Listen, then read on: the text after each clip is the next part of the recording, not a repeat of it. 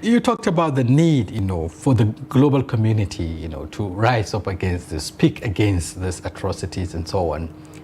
Even among the Islamic countries, for instance, there has been this lackluster, attitude towards coming out to condemn this or to speak with one voice.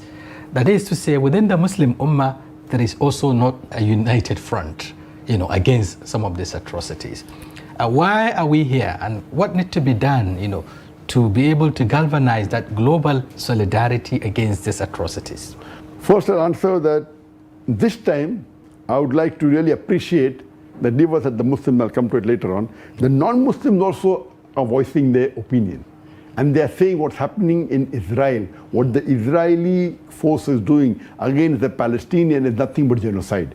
You have mass protests, not only in the Muslim countries, in non-Muslim countries, in USA, in UK, the countries which are supporting Israel, but the people are against the government. What they're doing is wrong. That's one thing good. As far as the Muslims are concerned, I gave a talk on 13-point action plan for the Muslim Ummah as far as Palestine is concerned. 13 points. What are high points?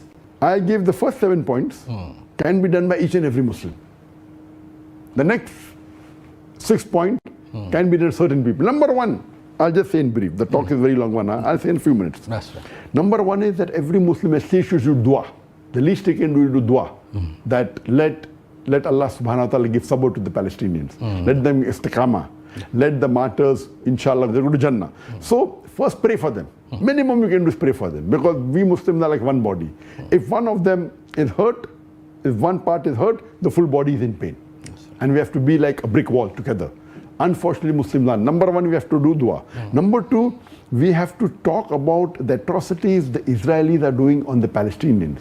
Whether on your Facebook, whether on your social media, whether on whatever way you can, you should. And everyone today in the world, it's a global village. You have an account. You may have 1,000 followers, 10,000 followers, 100,000, whatever it is, you have to do your job. So number 2 is spread this message.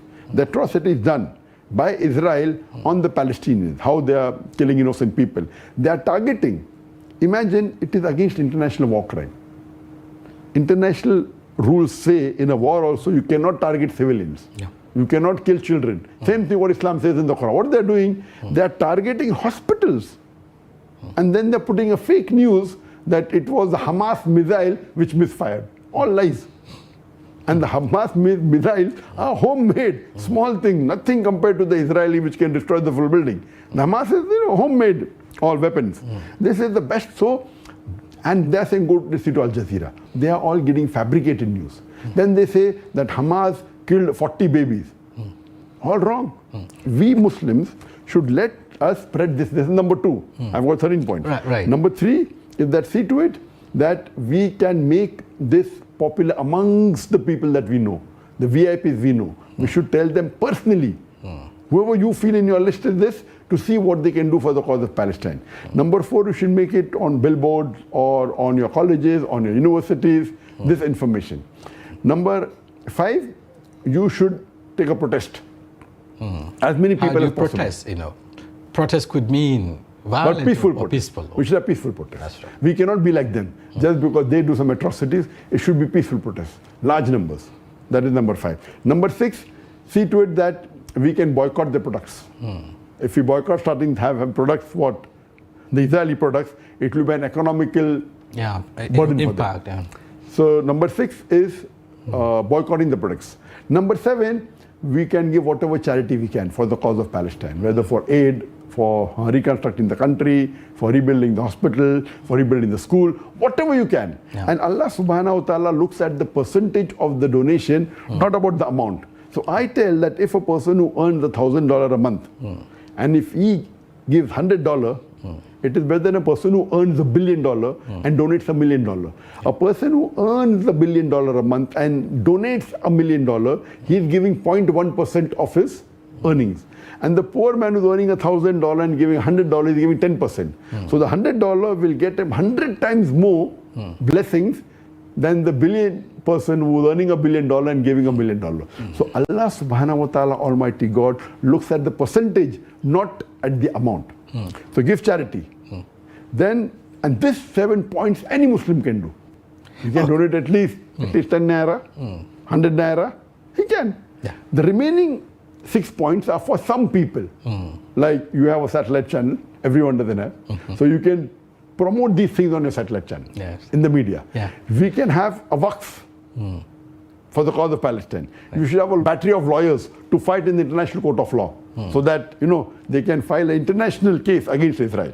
This is point number 8, 9, 10. Then on a political level, the country should give to diplomatic the level. embassy, if they have in Israel embassy, they should give official letter from their country to the ambassador of Israel in the country protesting against it. On a high level, there can be trade boycott. Not boycotting goods, trade boycott. We will not allow any Israeli goods to come to our country. And if you go on a high level, that is the 13th point, is the Ummah should be united. Right. And if the Ummah is not, if we are united like how we were previously in the Caliphate. So if we have a Caliphate, like a Khalifa like before, then we'll be united and they will not be able to play around with us. Right. And if we have like how they have Interpol, International Police, we should have Islampol, Right. Islamic Police. Right. How they have a NATO, NATO?